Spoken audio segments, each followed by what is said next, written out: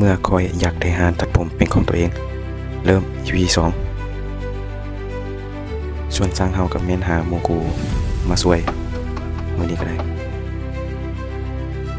ด้วยความใจฮ้อนของตัวเองหานยังหมดแล้วเสือกเฮ็ดปลายสีหานออกแบบปลายสีหานอยู่ตัวเองเลยถามว่าเป็นบ่ออกแบบบอกได้เลยว่าจับหันจับนี้ใส่มันยุ่งมายากเลยสำหรับคนอื่นแม่นสร้างตัดต่อส่วนเฮาแม่นสร้างจับต่อเอาจับมาต่อเสียเดียวเลย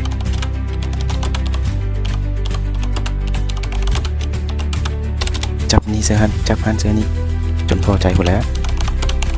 ขอกี่บอกก็แก๊ก